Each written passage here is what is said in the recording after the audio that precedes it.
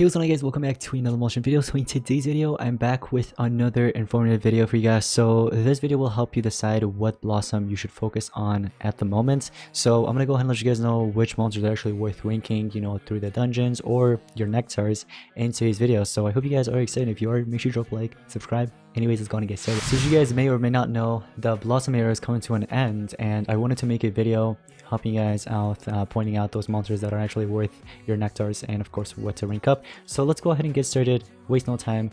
So first of all, this is the one that I actually missed out on, and do I regret it? Kind of, but at the same time not really. So I actually do wish I had this monster though, because it's amazing. You know, it has that status torture immunity to everybody, which is pretty sweet. Has trade tables, PR skills, and I believe also healing skills if I'm not mistaken. So pretty good monster, fantastic actually. I would recommend ranking it up if you have this one. So me personally, I can't do anything about it because I don't have the monster, so but if you have it, I recommend maxing it out if you can. Queen Zara, not worth it, ignore it. Only worth if you want to get book rewards from it, you know what I mean? Same with Mr. Beast Eco. He's pretty good in the beginning of the era, but now not so much, so I would say don't focus.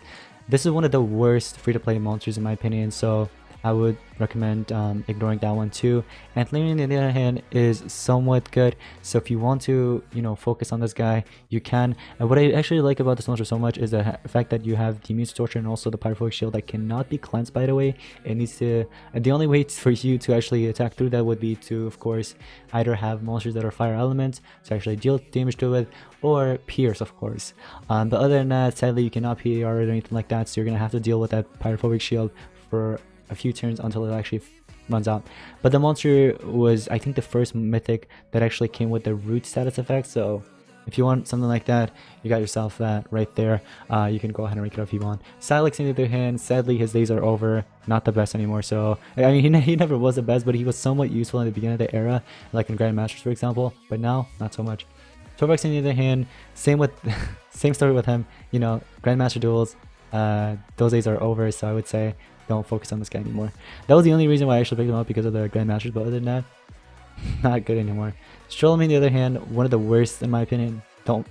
Just don't. Beastline on the other hand, not really a huge fan of this monster. There are better monsters out there, like, I think if I'm not mistaken this monster has heal skills and stuff like that, but you got Nerida here, which is way better. If you have Nerida, you can use that, and there's other, you know, better healers and stuff like that I'm gonna mention throughout this video, so I would say skip that one. Amani on the other hand, you want to max this one out. It's literally one of the best. I am so happy that I actually maxed this monster out through the tails, because I've been using it ever since. I still use it on my PvP defense, although right now some of the runes are messed up here and there because of the team wars and stuff like that. I borrow runes, relics and stuff like that, but the monster is really good for even offense or defense, so definitely one of the best. I would recommend maxing it out. You can either use a supporter or attacker. So anyways, Hardneck Gorilla, sadly his days are over as well. He was somewhat decent in Grandmaster duels in the beginning, beginning of the era, but now not so much, so I would say just go ahead and of course skip him. But anyways, moving on, Slimuck, not really a huge fan of this monster honestly. I would suggest just skipping this guy. All right, then we got Vrak Shrieker. So in terms of metal attacker, honestly you can still use some of the other metal monsters from like Doomdare and stuff like that, and it's still better. But he does hit pretty hard, I'm not going to lie, but honestly I am not really a huge fan. I like his traits and stuff like that, don't get me wrong, his traits are pretty sweet, but nowadays what's really important in attackers is pierce, dodge area. Seriously, if you have those two, you don't gotta use any other monsters. But in Team Wars you might need it, so it's up to you if you want to go ahead and max that one out or not. Taminet, sadly I'm gonna have to say no to him, but you know, Tommy, I'm sorry, you're not so good. Alright, so I'm gonna have to skip you. But Nishan the Great on the other hand is actually pretty sweet. I like the fact that this monster has that anticipation and also magic weakness especially, because this right here makes the enemies vulnerable to you. You can deal more damage, and the thing is the Bane status effect is now being applied with the random tortures from 7 sins and random tortures from monsters that has the status kits of random tortures with them, like Ural, Teddy Bomb and a few others. So I would suggest using this monster and rank it up if you can. For Team Wars, it's pretty good, because if you could get that Bane status effect, you could deal so much more damage. So definitely rank that one up. Vada Melter, you can skip it, not the best. Merc, He's actually good for his block resurrection, I won't lie. I really like that for Team Wars. It could come in handy for especially for free-to-play players. But there are other monsters like Xmas if you have Xmas, although they're both different elements and stuff like that in both eras, different eras. But I actually like Xmas more than this one, even though it's from previous era. But if you want to rank this one up for block resurrection, it could come in handy in Team Wars and stuff like that. You can do that. Magmar on the other hand, not really a huge fan of this monster. He actually did help me out in one of the dungeons. I think it was in one of the Air Sagas if I'm not mistaken. So if you want to rank it up just for that Air Saga, get it to like rank 2 or 3, that's about it. You can do that, but other than that, not the best. Seashell Guard, this one was pretty interesting. I only picked it up because of the shield that he was actually providing. He's pretty good in the rank up survival dungeon, carrying your other monsters, basically providing them with shields, spammable shield actually. So if that's something you really need, you can actually pair it on with that and basically help your other 2 monsters get more cells for them and stuff like that. So it's only good for that. Team Wars on the other hand, I haven't really used it in Team Wars honestly. Optiantes, not a huge fan of this monster. If you want to rank it up just for, you know, collection purposes, book rewards, you can, but other than that, not the best. Shadonia, perfect. One of the best monsters. It reminds me of Mana Fusion, except that you don't have that NER skill, sadly, with the extra turn. But the monster does have an NER with Light Hater, which could come in handy against, like, meta monsters like Cupids or Pentix. So, some good stuff there, you know what I mean? But, yeah, the monster's actually pretty good, I gotta say. It has Dodge Area, Stacks to Mind Blind, and all the other stuff, so pick it up. And I mean, if you have the monster, rank it up. Sadly, right now you can't really pick it up unless you get lucky from one of the chest openings.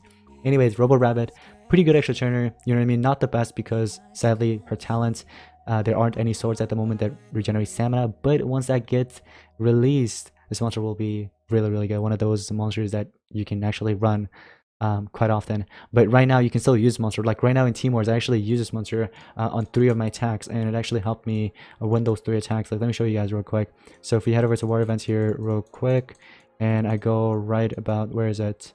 Right about here. Take a look at this. I use it on 3 attacks with Elgato, and it basically helped me win all those battles. So I would suggest ranking that one up. Also pretty good, you know what I mean, for Team Wars. But anyways, Teddy Wave, this monster was actually a bit interesting. So people thought that this one's going to be meta. Honestly, the only thing he's really good with is that having that PER, because you do have Pierce, so maybe you can make some plays here and there in Team Wars. But me personally, I didn't really get the chance to actually do that. I tried it out in Grandmaster Duels, wasn't really a huge fan of it in there, so I kind of just like stopped using it. Plus, he's not really that powerful, to be honest. I haven't really tried out like multiple strength runes, but from what I've tried before in one of my review videos, not really a huge fan of the monster. But if you want to rank it up, that's up to you, but that one's optional, I would say. Steelgroth, one of the few tanks that were actually released at 999, by the way, so doesn't mean anything. It's just that if you want to rank this one up, if you need a taunt, he's there, and it also has access to air nightmares. That could be one of the tortures that will be applied. Serpentix, on the other hand, perfect monster, literally the best attacker right now in the game, alongside of course Cupid and stuff like that. But he's actually more powerful than Cupid if you think about it, because of course one era later, and on top of that his stats are like really high and stuff like that. And literally, like, this monster is amazing. Like, imagine if they release like absolute 0 talent for this era and you run it alongside Serpentix. Crazy, right?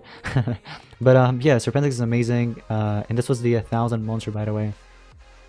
So if you have it, max it out. All right, he also has the Abomination Heater, and this will give you triple damage against monsters with Abomination trait. So there's Mermodus, there's a few others they can actually, you know, use against, destroy them. Very good monster, literally like nearly perfect, if not perfect. So definitely max that one out. It's literally the best attacker right now. We have Forge Labs on the other hand. This one's actually pretty underrated. I enjoy using Forge Labs. This is one of the YouTuber monsters, if I'm not mistaken, and let me tell you, he is amazing. You know, has spammable 20% heal. On top of that, you have triple damage NER and double damage everybody with healing. So sweet. The only thing I don't like about him is his traits, but other than that, overall he's amazing. So definitely max that one out if you can, and you know, start using it. And it's also in the exclusive book, if I'm not mistaken. Yeah, exclusive book, look at that. And that book is a bit lacking. That's one of the reasons, another reason actually why I'm maxing it out, because I need it for Team Wars for that book. King Adam, on the other hand, as you guys can see, we get this monster, and it's actually one of the best Megatons, if not the best Megaton right now in the game. Better than Pangaloyat. Yes, look at this. You have a Megaton trait, you have music control status casters, you have damage mirror 25%, 50%. This used to be 100%, and this used to be 50%. Yeah, and then they nerfed it. Then you also have dark protection as well, which is pretty sweet. So blocks out 50% of the incoming dark attacks, unless you have Pierce, of course. But literally, if you need a really good tank right now, King Adam is there, and you need to max it out. Talika, right now I'm working on this one as well. I'm working on Talika and King Adam in the dungeons right now with Forge Labs. But literally all these 3 monsters you see in a row, actually all 4, 5, Slav too. Slav is amazing. So all these 5 that you see, except Tubercon, you can cross this one out. But all these other ones are really good. You want to max all of them out. Talika, on the other hand, it's amazing because I like her Sasuke torture immunity. You also have NER skills with torture immunity, standard regen, healing skills and stuff like that with shield. So awesome. One of the best supporters right now in the game. I would suggest ranking that up, of course, if you have it. I'm sure you will have it because it was in the free pass. Anyway, Salab, amazing. So rank that one up too. In terms of Salab and Steel Growth, honestly, I would probably go with Slab. Let me see, 139k, 137. Yeah, so Slab has more life. You probably want to rank this one up, honestly. You also have immune to control, which is pretty sweet. And then static area 50% shield. Yeah, that's pretty awesome. I would probably prefer Slab over Steel Growth, honestly. So if you can max that one up, go ahead and do so. Bin Laden, I like his triple damage actually. But one of the things I don't like is his trait, Abomination. He can get destroyed. Yes, he can get destroyed against Serpentix. One of the best attackers right now in the game. Or the best attacker. So watch out from that. But other than that, good monster deck you could actually pair up with like an attacker, apply triple damage if you want to utilize that skill. Or if you don't want to do Brain Laden, you could do Forge Labs. Same thing. Comes with NER. And you actually can heal and stuff like that as well. Pretty sweet. La Mama, not really a huge fan of this monster, honestly. One of the worst. I haven't even reviewed it yet, but I've seen the skills personally, and it's not the best. So I would just cross out. Did I do a review on La Mama? I'm not sure. You guys can let me know in the comments, but I don't think I did. So that monster is not worth it. Boldarar, pretty good extra turner. It comes with like a bunch of torches and stuff like that with negative status effects. Has immune to torture as well, which is pretty sweet. So if you have this monster, you can go ahead and rank it up and start using it. Pretty good. Oswald, this one, I like his damage mirror, honestly. Whoops. I like his damage mirror, honestly. Or not damage mirror, sorry, skill mirror. What am I saying? Skill mirror, really sweet. I like his traits overall, but especially the skill mirror, you can actually make some plays with Shadow Nia. You know what I mean? Turn transfer over here and there. It'll give you back, and you could do much more with it. You know what I mean? So I like that. And the skill mirror is actually to everybody, not just himself. Everybody, yeah. So you can make some nice plays with it. Shirion, on the other hand, is also pretty good in my opinion because you have that artifact trait, resurrection block, and sunburn, AoE sunburn. This is really important. So if you want to go ahead and make it up just because of that, and it's actually a pretty decent attacker with like a bunch of tortures. It's like Cruel Electric, but for this era, except you don't have access to some other stuff, like fire skills and stuff like that. But anyways, Shiviri, not really a huge fan of this monster, honestly. I would suggest just ignoring this one. Not the best, not good at all, honestly. So ignore this one. On the other hand, we have Enhancer. So Enhancer is actually pretty good. I like his intuition, and we also have Abomination Heater, which is pretty sweet. The only thing he doesn't have is PR skills and stuff like that, but other than that, he's actually pretty powerful, and if I'm not mistaken, he can also carry double swords, making him really powerful. But the thing is, if you actually run out of stamina, all you can really rely on is his 0 cooldown skills. I'm pretty sure he has that. So yeah, pretty good monster, but just no PER. So if you want to max it out, it's good for Team Wars, for maybe PvP too, but especially Team Wars. Alright, anyways, moving on. We got Doni Bulbs. Not the best attacker, or not the best monster in general, actually. Ignore this one, okay? You don't have to rank this one up. Moving on. Epigursus, his Mega Taunt lasts for only 1 turn, but he also has access to Taunt, so if you want to mainly use him for like Taunt with 2 dodge areas, you can. So this one you can go ahead and rank up as well. Master Rat, ignore it. One of the worst free-to-plays. Volcanics, on the other hand, it's literally 7 Sins talent if it was a monster, basically. So I recommend ranking this one up. I need to start working on this one. I got it, what's called hatched, but I need to feed it up and start using it because I need to take it to dungeons and max it out, you know what I mean? So the range texture is pretty sweet, self-evasion, status caster, dodge area, so overall trait-wise, it's really, really good, and I really like his skills. But anyways, moving on, we also have Nyla. Nyla is actually kind of underrated. I would say it's only good with like healers, especially Forge Labs. Forge Lab is like this monster's best friend. If you could pair them up together, you have that spammable heal skill, life regen, so pretty good. I would suggest ranking, using it with a monster that could actually heal you a lot pretty often. So with those monsters, this monster's pretty good because she does remove life from herself every time she attacks. One of the worst exclusive monsters ever released, so I would recommend skipping this one. Down fatigued. Alright, this guy, the Sax Caster Megaton actually lasts for 1 turn as well, just like Epicursus, but you don't have access to taunt. So if you're wondering which one to actually rank up, I would recommend ranking up Epicursus over this one. If you already have King Adam ranked up fully enough or something like that, or even if you don't have that, then your best bet would be Epicursus over this one. But this monster can actually be used as a supporter as well, like resurrecting and stuff like that. So if you want to do that, you can. Then you have Firefool. This one's actually pretty good. Currently he's in the maze, and I'm getting it very soon. Sash gets a random elemental weakness. Ooh.